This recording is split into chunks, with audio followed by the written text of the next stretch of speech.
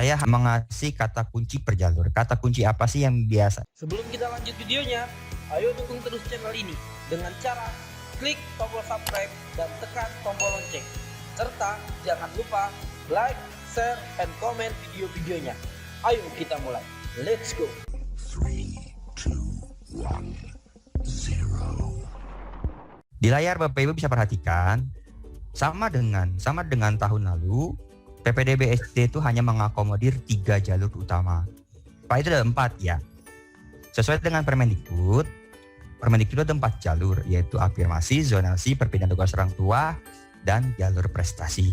Nah, karena SD tidak mengakomodir prestasi dari lulusan TK, prestasi dari lulusan PAUD, makanya jalur prestasi untuk jenjang SD tidak ada. Jadi SD itu 3 jalur utamanya tetap zonasi, afirmasi, pindah tugas orang tua dan anak guru. 3 jalur itu ada 4 pada tahap akhir. Ya, tahap akhir dilakukan jika hanya di sekolah Bapak Ibu masih memiliki sekolah.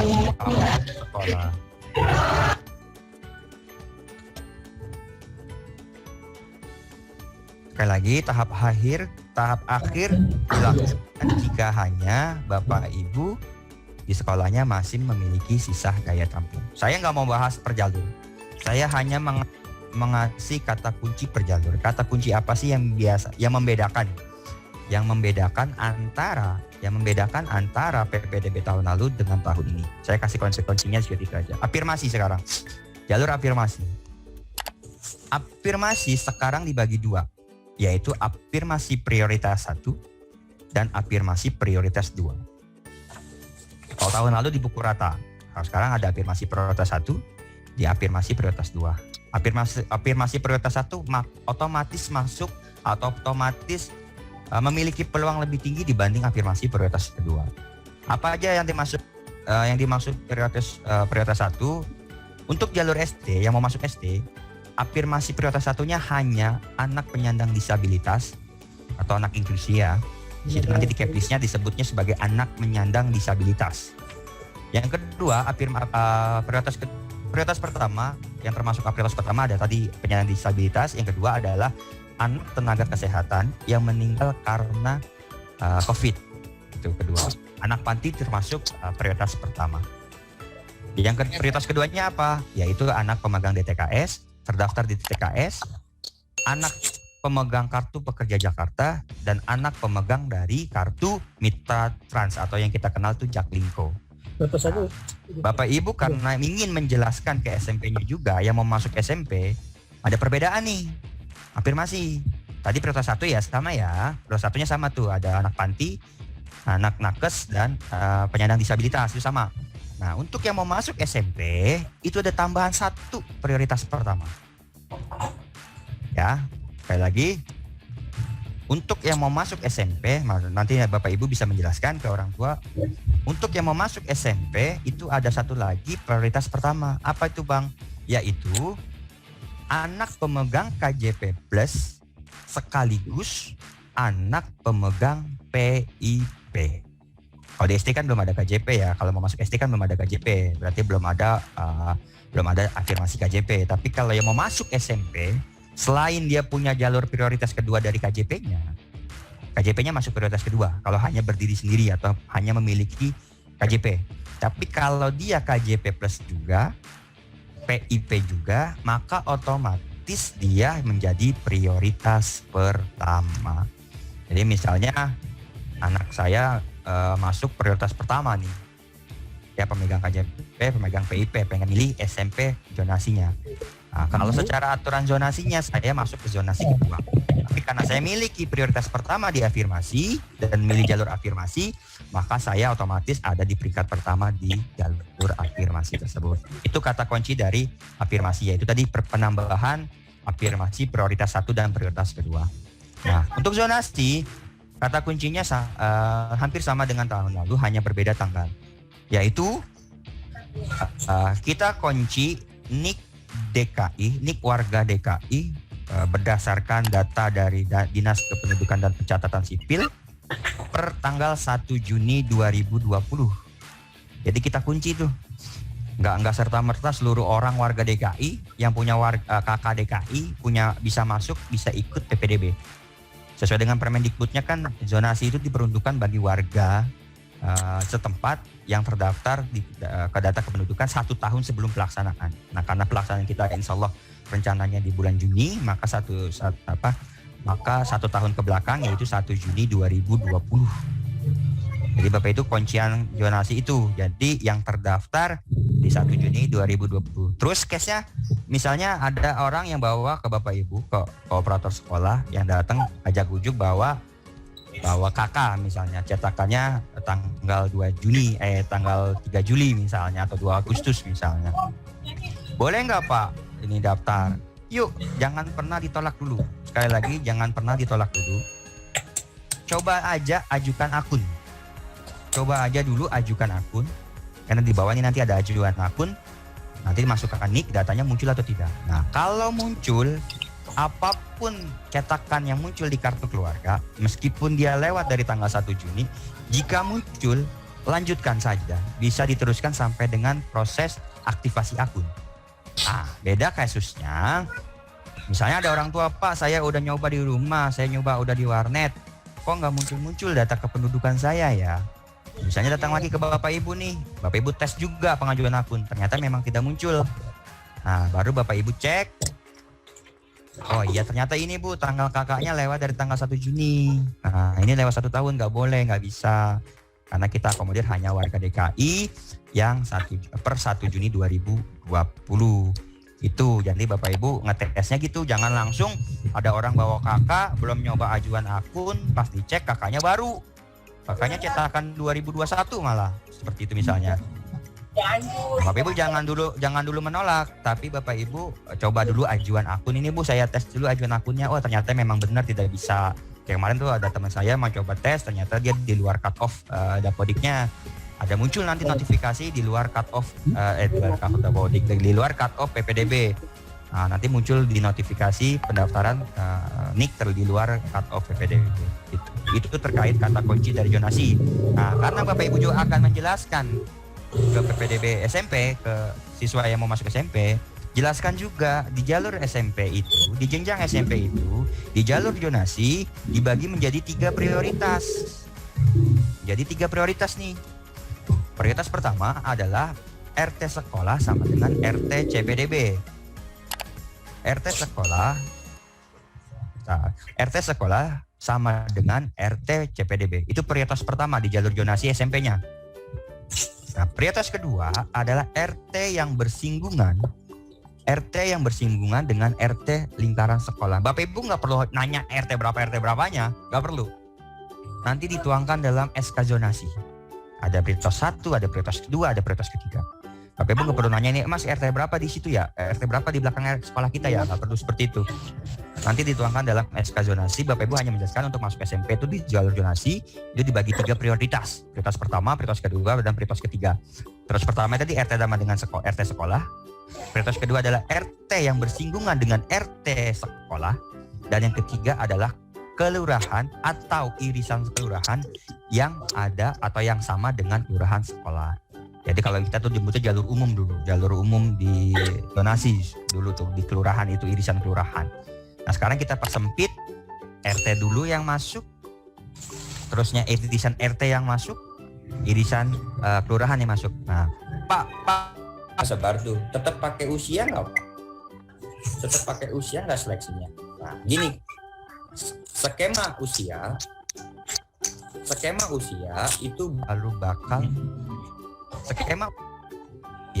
bakal terseleksi menggunakan jika sudah masuk ke prioritas ketiga atau ke zonasi kelurahan. Nah, kalau masih ada prioritas 1 di wilayah tersebut atau di sekolah tersebut, maka yang prioritas 1 akan menggeser yang prioritas 3. Prioritas 1 dulu dikumpulkan, prioritas 2 dulu dikumpulkan, nah baru prioritas ketiga diseleksi.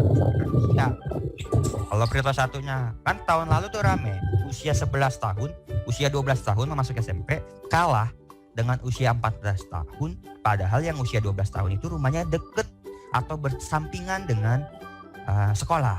Nah sekarang kita balik, yang deket sekolah dulu nih kita akomodir, yaitu dengan prioritas 1.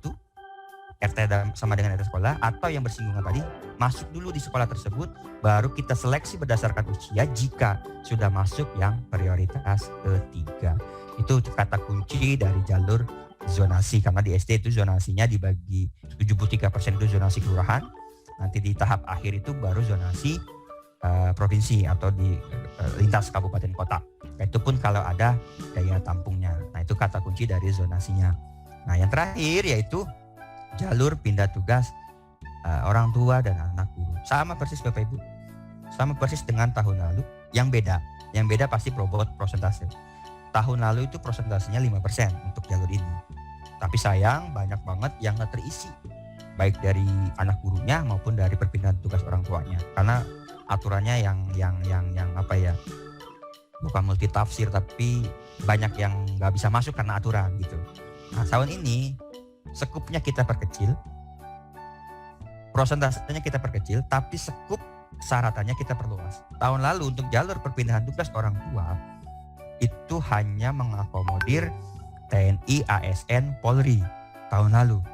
Nah, untuk tahun ini kita mengakomodir lembaga, perkantoran, swasta, BUMN, BUMD, ataupun apapun bentuk perusahaan yang sifatnya memang ada surat tugas pindah ke Jakarta dari manapun, dari Surabaya, dari Jawa, dari Makassar misalnya.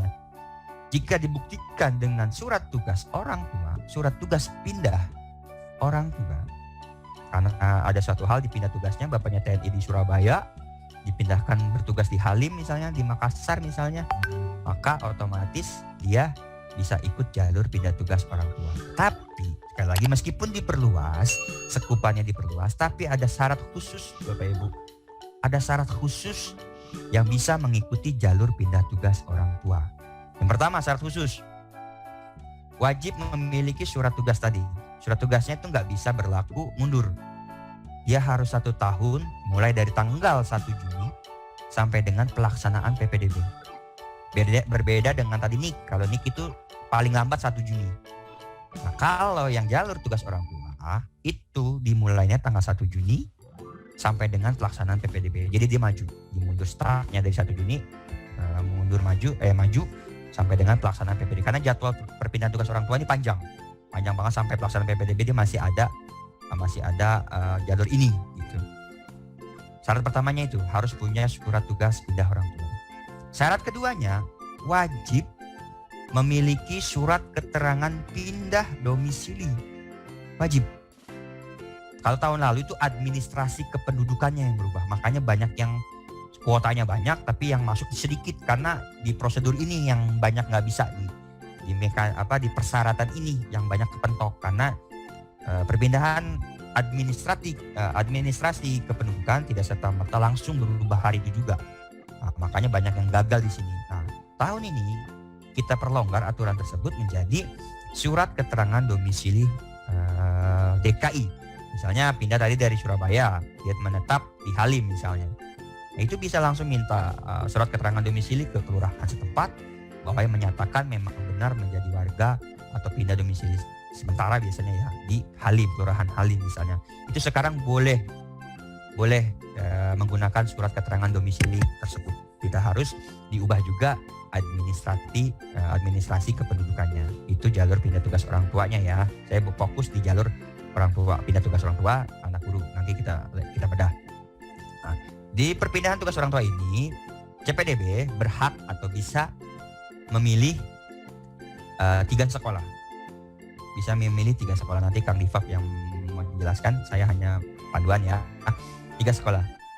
Nah, bedanya kita langsung masuk ke yang anak guru nih.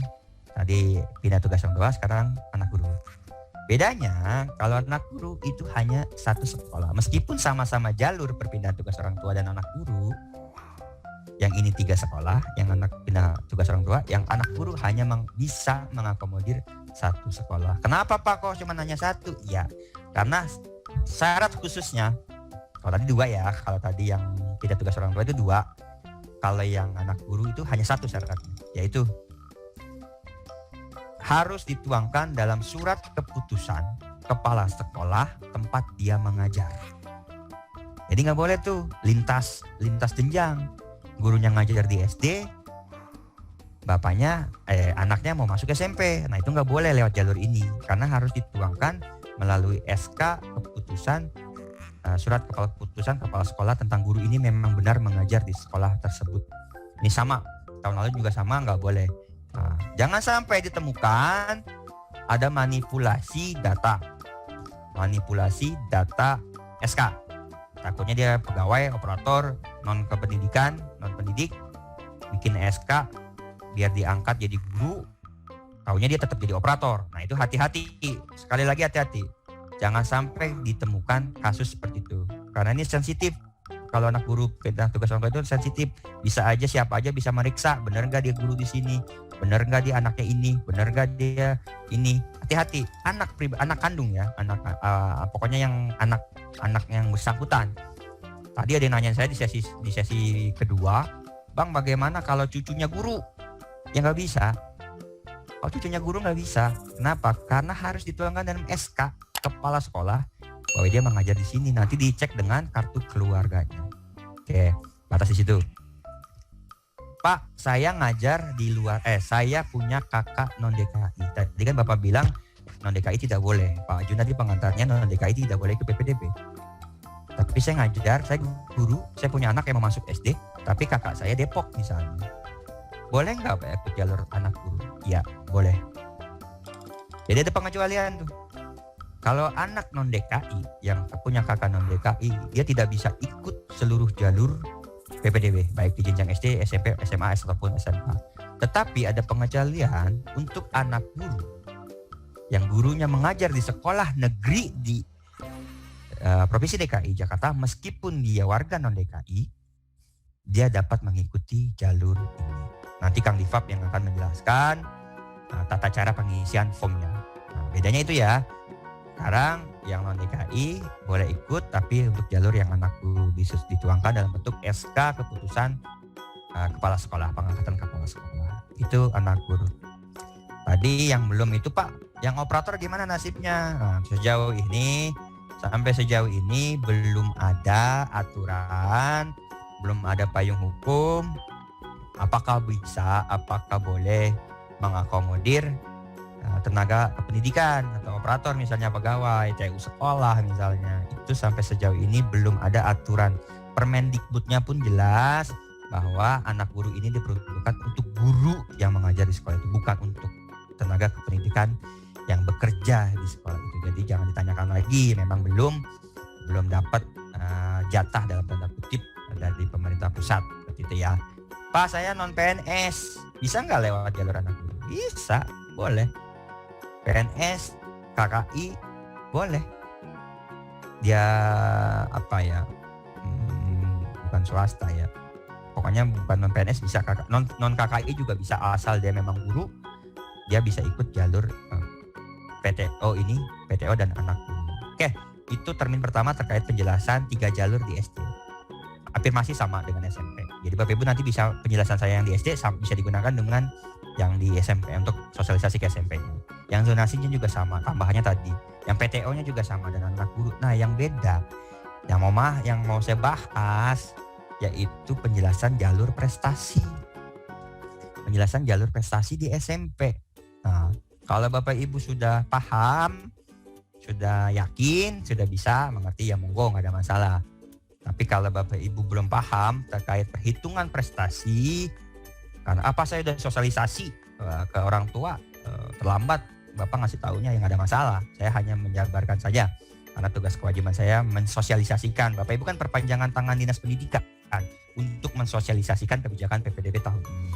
Jadi saya tetap menjadi kewajiban saya untuk menjelaskan prestasi akademik dan prestasi non-akademik ini untuk jalur SMP. Karena Bapak Ibu dari SD pasti ada anak, saudara, tetangga misalnya, atau anak guru sendiri yang mau bertanya, ini gimana sih jalur ini? Ini gimana sih jalur ini? Misalnya Bapak Ibu sudah bisa jawab dengan lantang nih, nggak takut salah. Ini Bu, perhitungan dari sini, perhitungannya dari sini. Itu Bapak Ibu.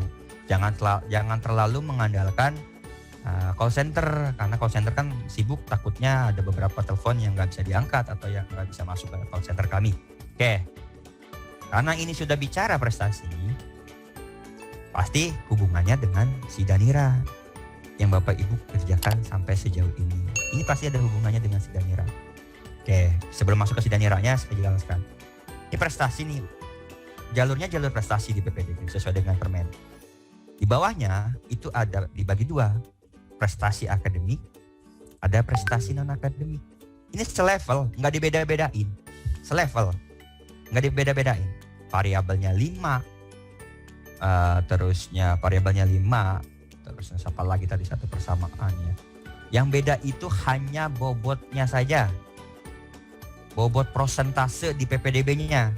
Variabelnya sama, ini dipengaruhi raport, ini dipengaruhi lomba, ini dipengaruhi ekskul, dan yang non akademiknya pun sama, dipengaruhi raport, dipengaruhi akreditasi, dipengaruhi lomba, semuanya sama. Yang beda itu hanya bobot prosentase. Dari sini kita berangkat dari sini ya, ini sama nih. Nanti Bapak Ibu bisa mengarahkan nih kalau sudah tahu nilainya.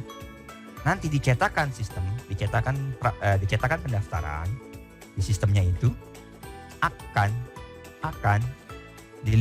dimunculkan nilai akhir. Ini nilai akhir akademik, ini nilai akhir non akademik. Nah, dilihat nih yang paling gede mana.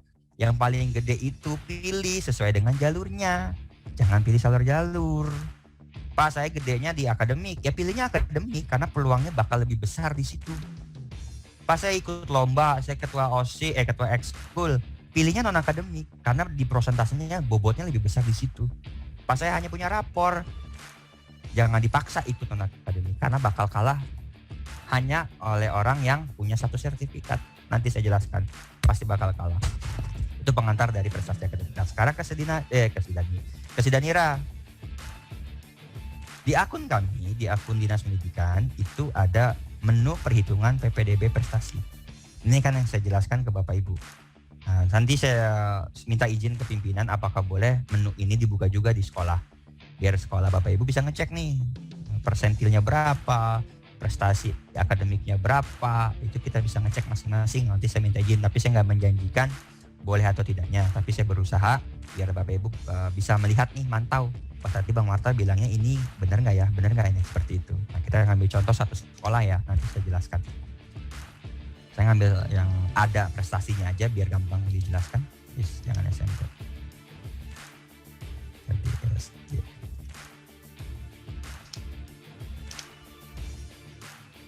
Nah, di awal tadi saya sampaikan ada dua jalur utama, yaitu prestasi akademik, pembobotan jalur prestasi akademik, dan pembobotan jalur prestasi non akademik. Saya ke akademiknya aja biar gampang, nanti sama penjelasan sama. Nah, pun tadi di awal saya sampaikan bahwa ada 5 variabel yang dihitung di kedua jalur tadi. Nih, perhatikan header yang berwarna hitam. Perhatikan header yang berwarna hitam. Ada rata-rata rapor. Ini variabel 1, rata-rata rapor.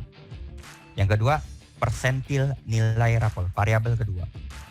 Yang ketiga, prestasi akademik, ini lombanya, kejuaraan akademik, variabel ketiga.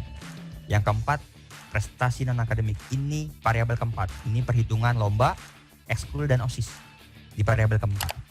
Di variabel kelima, persentil non akademik, ini variabel kelima. Saya jelaskan satu persatu, Bapak Ibu perhatikan, jangan ditanya lagi. Nanti tadi di sesi 1 nanya, Pak yang dapat 100 itu dari mana? Dapat 60 dari mana? Padahal sudah saya jabarkan. Jadi Bapak Ibu perhatikan cara perhitungan. Saya lupa, tadi ada yang komplain ke saya. Di sesi 1, sesi 2 saya bilang, di si Danira itu ada perhitungan nilai rata-rata. Nanti saya buka ya, itu lupa saya tutup itu kayaknya. Kemarin saya tutup. Nanti saya buka lagi setelah OSIS, Bapak Ibu bisa ngecek nilai rata-rata plus persentil. Oke, kita masuk ke variabel pertama.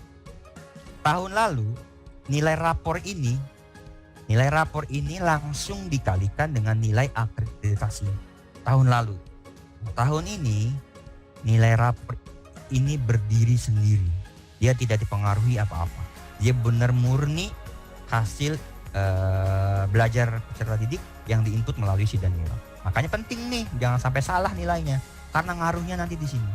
Tahun lalu nilai 70 itu bisa menang dibandingkan nilai 80. Kenapa? Karena kalah menang di akreditasi. Yang 80 di akreditasinya C. Ternyata yang 70 akreditasinya A. Gitu. Atau bahkan yang swasta lebih jreng lagi, up lagi naiknya. Nilainya akreditasinya A, nilainya di atas 90 semua.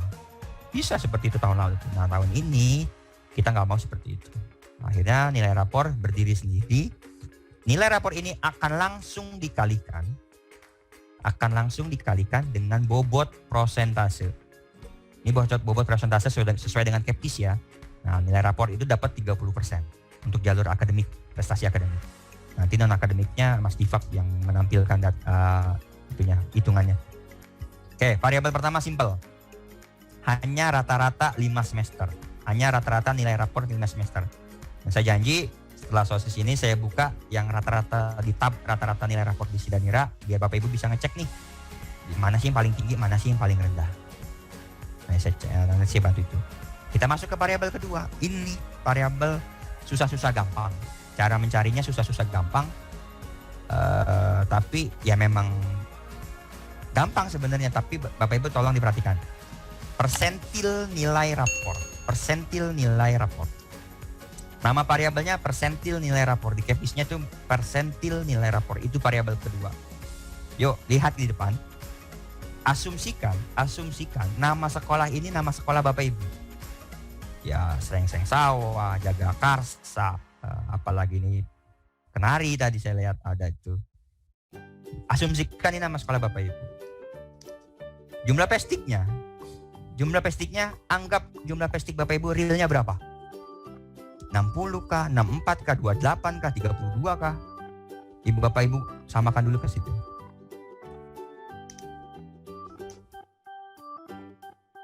Terus asumsikan akreditasi Bapak Ibu, sekolah Bapak Ibu.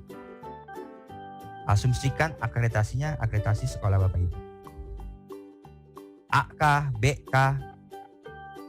Itu asumsikan sekolahnya, akreditasinya sekolah Bapak Ibu. Nah, untuk yang top persentilnya, saya yang menjelaskan.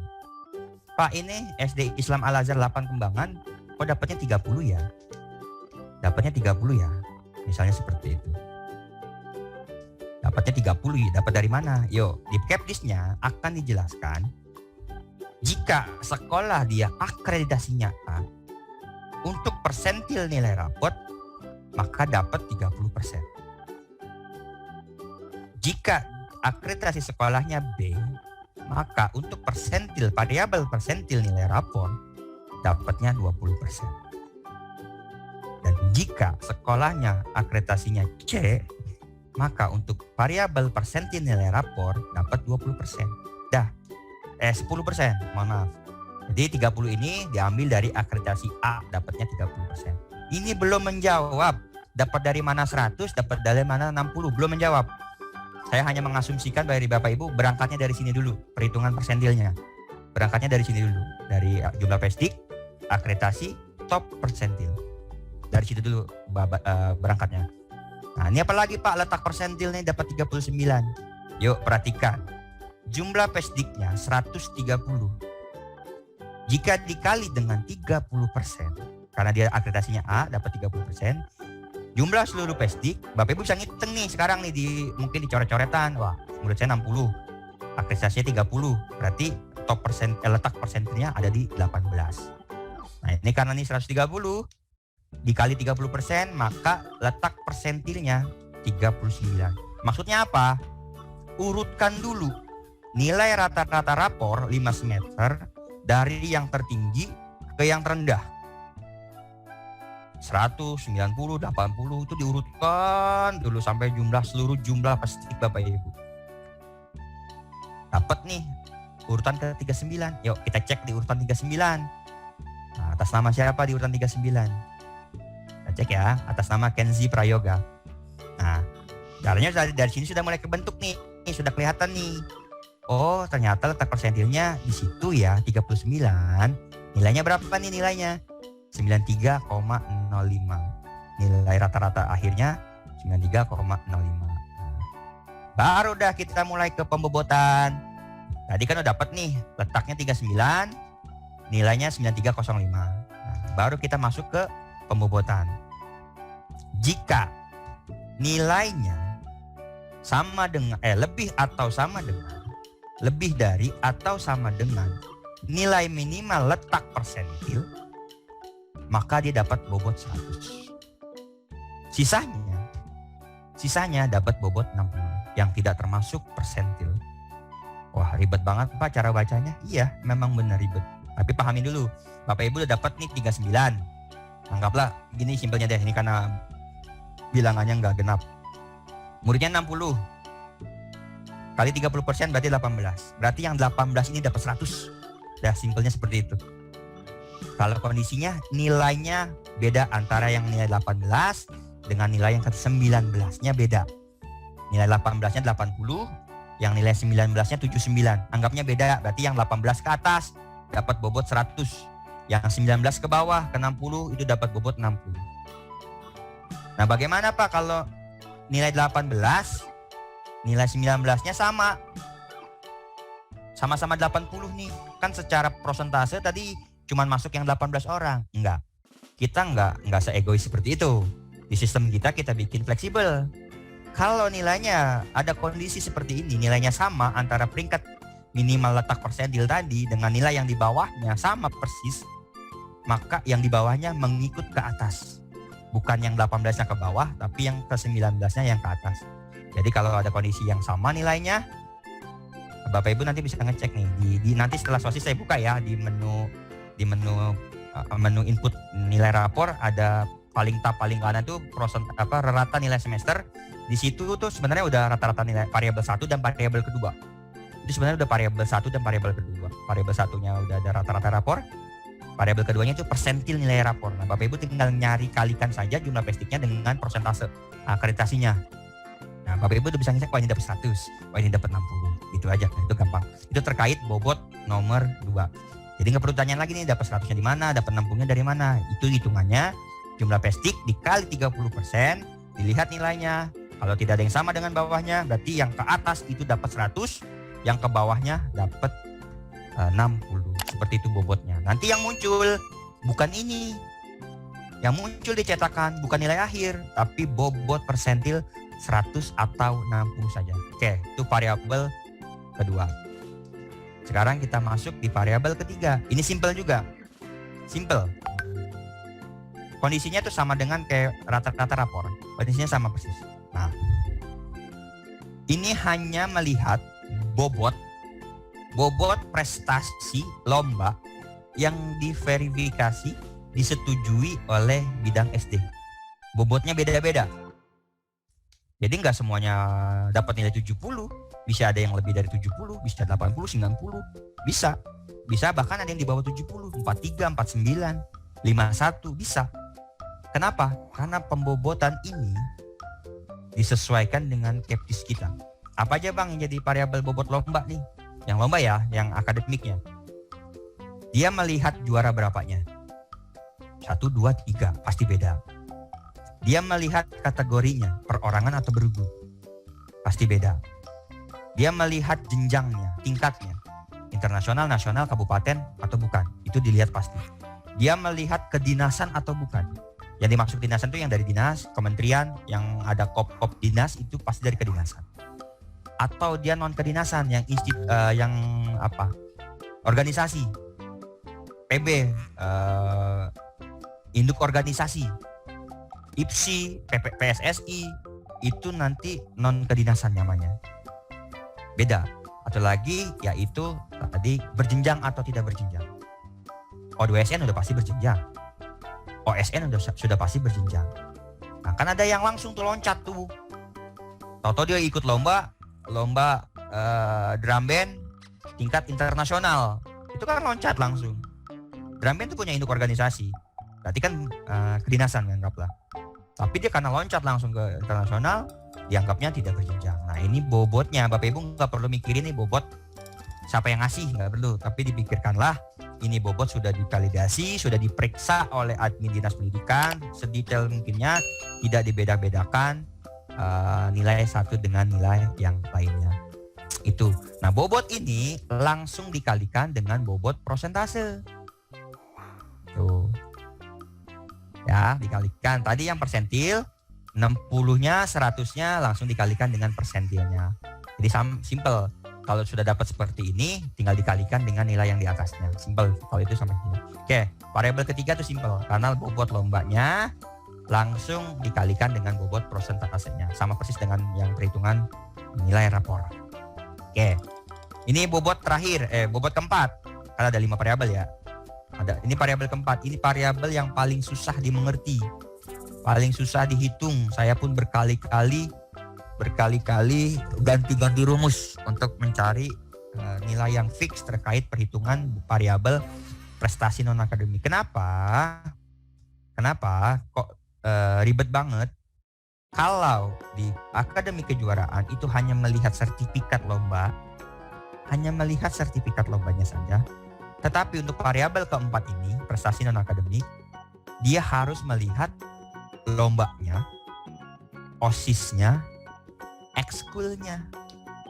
Harus 3 dulu dikumpulin. Nggak bisa langsung lombanya doang langsung kali bobot, enggak. Tapi jumlah kejuaraan, jumlah OSIS-nya, bobotnya berapa, jumlah ekskulnya, indeksnya berapa, baru dapat nilai akhir. Ribet kan? Nah, nggak perlu ribet karena Bapak Ibu nggak menghitung ini.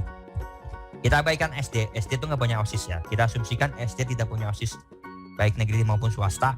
SD itu tidak punya OSIS. Kita abaikan. Tetapi karena variabel ini masuk ke dalam kelima variabel utama di prestasi, maka masih tetap muncul dengan nilai 0. Pasti 0. Oke, tadi kejuaraan kita cek adakah di sini yang memiliki kejuaraan. Nah, kejuaraannya tadi kan tuh bobot tuh dapat tuh. Yang ininya sama.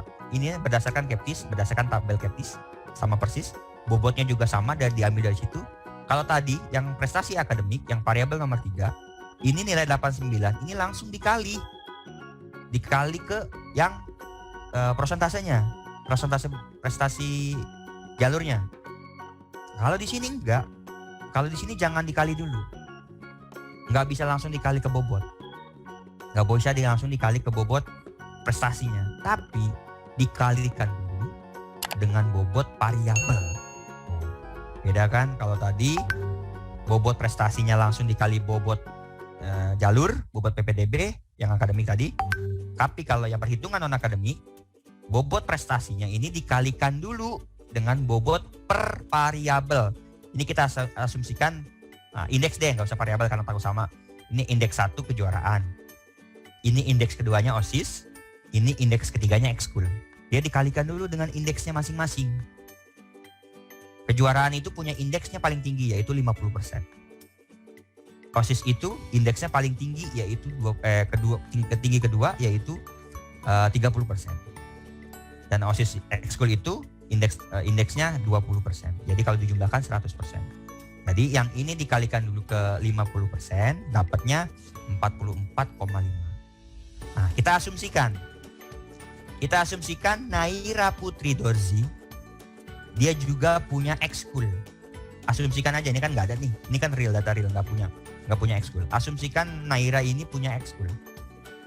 Dia sebagai ketua. Maka dapat bobotnya itu 100. Ketua itu 100, pengurus ekskul itu 67, anggota pengurus itu 33. Asumsikan ini dia punya ketua. Jadi dapatnya 100 di sini. Nah, ini 100 ini dikalikan dulu ke 20%, dapatnya 27. Maka nanti 44 ditambah ini, hasilnya ini. Nah, hasil inilah yang akan dikalikan dengan 5% prestasi non akademik. Di sininya udah tinggi banget. Kok cuma dapatnya 5%? Iya, karena ini non akademik, makanya ngikutnya non akademik juga, bobotnya gede gitu. Biar adil yang satu hanya mengandalkan rapor tapi nggak punya prestasi, tapi yang ini punya prestasi tapi dikasih bobot kecil. Nah, dia kalau mau ngikutnya yang non akademik karena bobotnya besar. Oke, simple. Hitungnya dari situ. Dari 3 indeks ini, kejuaraan, OSIS, dan ekskul. Dijumlahkan, ini jumlah, dapat nilai akhir, itu yang dikalikan. Nah, kita ke variabel terakhir. Ini variabel terakhir, yaitu persentil non-akademik. Ingat nih ya, Bapak Ibu, kalau nama variabelnya, karena dia ada 5 variabel.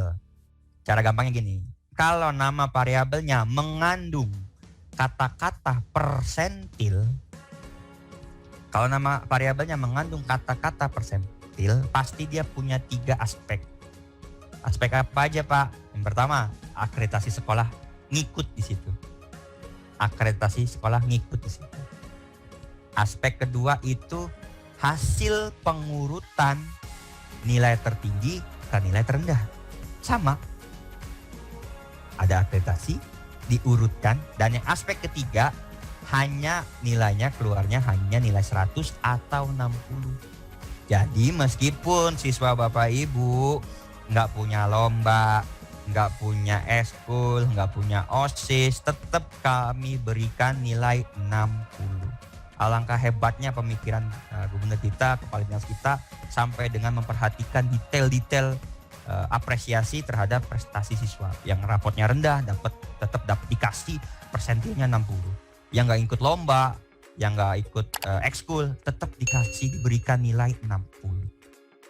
Nah, saya hasil tadi ini persentil ya diurutkan. Nah, kita coba deh biar jelas. Dapat tadi paling tinggi tadi Naurah ya. Ya betul, paling tinggi itu Naurah karena dia punya prestasi non akademik. Ini diurutkan nih. Oh ya kan, munculnya aspeknya hanya muncul 100, 100 atau 60. Nah ini nih, tidak punya skor, dikasihnya tetap 60. Jadi tetap, makanya sekali lagi di awal, yang punya prestasi baik akademik maupun non akademik yang nggak upload berkas atau unggah berkas bakal nyesel. Karena bedanya jauh, pasti mempengaruhi perhitungan di sistem. Nah, bedanya persentil rapor dengan persentil non akademik, bedanya hanya di akreditasi. Persentase top persentilnya beda. Kalau yang A di rapor itu dikasih 30% teratas. Kalau yang prestasi non akademik atau persentil non akademik itu kita ngambil yang akreditasinya A itu 10%. Misalnya tadi kan top 30-nya ini 39. Karena ini lomba prestasi non akademik, kita ambil hanya 10 dari 130. Berarti hanya 13 orangnya. Nah, 13 orangnya. Nah, 13 orang Pak, ternyata 13-nya itu nggak punya prestasi apa-apa. Ya dia nggak dapat 100. Meskipun secara hitungan matematiknya, secara matematisnya dia ngikut yang 100. Tapi kalau yang untuk buat persentil ini, kalau dia di 13-nya ini belum nggak punya apa-apa, dapatnya nggak 100. Keenakan nantinya gitu, karena dia menang rata urutan aja. Enggak. Tetap kita secara detail, kita perhatikan cara perhitungan persentil ini. Oke, simple, jelas, bisa Bapak Ibu pandu nanti, bisa Ibu jelaskan ke orang tua tata cara perhitungan prestasi ini. Nah, kenapa saya sampaikan sekali lagi, bukan misalnya saya udah sosialisasi Pak, nggak perlu, ya silahkan, nggak ada masalah. Tapi takutnya nanti ada yang bertanya ke Bapak itu. Nanti akan dilanjutkan dengan Mas Difaf terkait pengajuan akun, tata cara pengajuan akun. Nanti saya akan bergabung kembali di sesi tanya jawab. Saya kembalikan ke Mas Difaf, langsung Mas Difaf. Saya akhiri, Assalamualaikum warahmatullahi wabarakatuh.